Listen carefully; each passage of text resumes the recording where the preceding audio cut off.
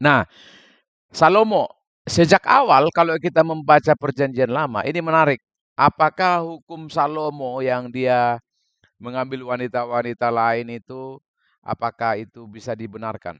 Kalau kita lihat, sejak awal hukum yang diturunkan oleh Tuhan itu kepada nenek moyang Abraham, nenek moyangnya Musa adalah bahwa laki-laki mengambil perempuan dan hidup berdua dan tidak bisa meninggalkan dan seterusnya. Maka hukum hukum monogami itu sebenarnya sejak awal sudah disampaikan oleh Tuhan, sejak Adam, ya.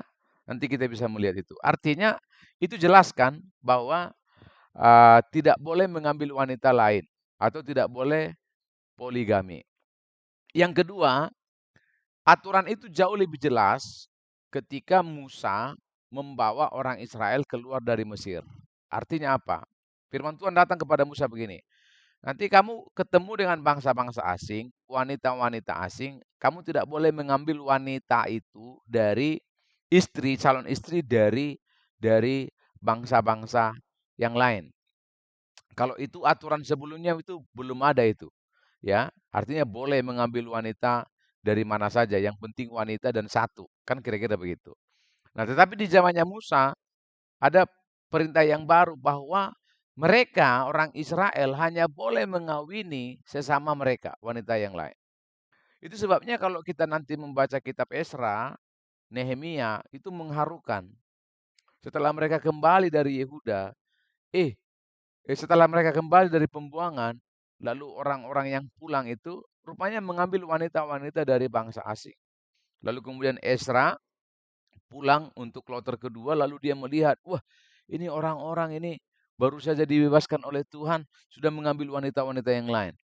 Kalau kita membaca Esra pasal terakhir, itu wanita-wanita dan anak-anak yang dilahirkan itu, wanita-wanita asing ya, itu dipulangkan loh ke negaranya masing-masing. Jadi bayangkan betapa sedihnya laki-laki pada saat itu karena harus berpisah dengan anak darah daging mereka sendiri dan wanita-wanita karena harus dipulangkan mereka. Nah, malah itu jelas sekali tidak boleh mengambil.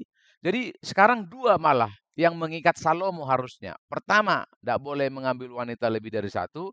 Kedua, tidak boleh mengambil wanita yang bukan dari 12 suku, yang bukan dari bangsa Israel. Begitu ya. Nanti kan kita lihat kasus Simpson ketika dia mengambil wanita Filistin dihukum oleh Tuhan. Nah, pertanyaannya tadi menarik. Lalu apakah Salomo tidak diikat oleh hukum itu? Salomo diikat oleh dua hukum itu. Itulah sebabnya apa yang dilakukan Salomo itu tidak dibenarkan oleh Tuhan.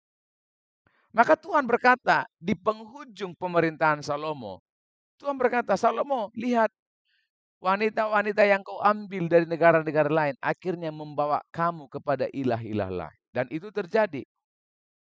Jadi sesuatu yang dilakukan oleh Salomo bisa saja diizinkan oleh Tuhan, tetapi bukan berarti dibenarkan oleh Tuhan.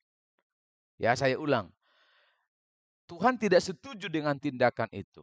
Tapi mungkin Salomo punya, kalau kita baca gerakan Salomo mengambil 700 istri dan 300 gundik itu kan lebih kepada aspek politis ya, bukan karena dia kelainan seksual, tetapi dia begini, menarik. Nanti Bapak Ibu membaca apa dunia perjanjian lama, menarik. Apa bedanya Salomo dengan Daud? Kenapa sih Salomo mengambil banyak istri? Daud itu sejak kecil dia sudah terbiasa di padang gurun. Lalu dia berhadapan dengan serigala, macan yang hendak mencoba ingin menerkam domba-dombanya. Setelah itu dia menjadi jenderalnya Saul. Maka Daud itu sudah sering tangannya berlumuran darah, berperang. Dia tidak suka di istana. Maka sekali dia tinggal di istana, dia langsung berdosa, berzina, benar enggak? Dengan Bathsheba itu.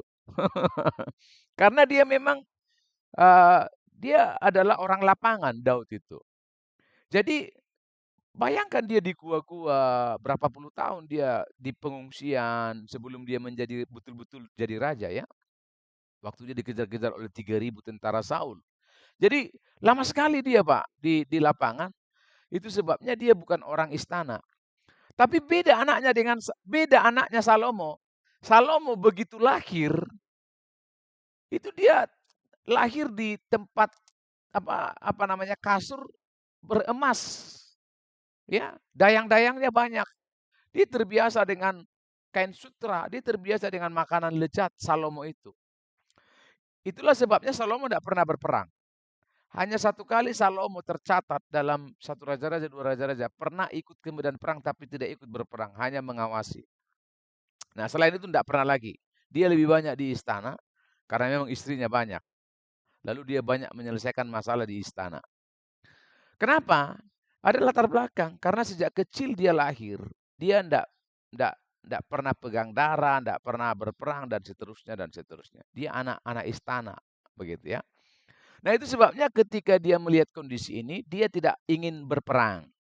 Ya, bagi saya ini menyusahkan pikirannya dia. Maka dia menjadikan musuh-musuhnya itu menjadi lawan. Caranya menjadikan mereka jadi besan. Apa besan itu apa ya? Ya, keluarga. Ketika dia mengambil anak wanita-wanita itu dari bangsa-bangsa lain kan akhirnya jadi keluarga. Nah, tapi kita lihat ya, ini bukanlah sesuatu yang dibenarkan oleh Tuhan karena dia melanggar dua hukum.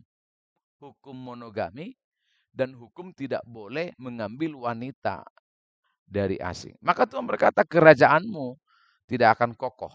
Begitu. Dan betul kerajaan itu setelah Salomo terpecah belah. Begitu. Begitu ya Pak?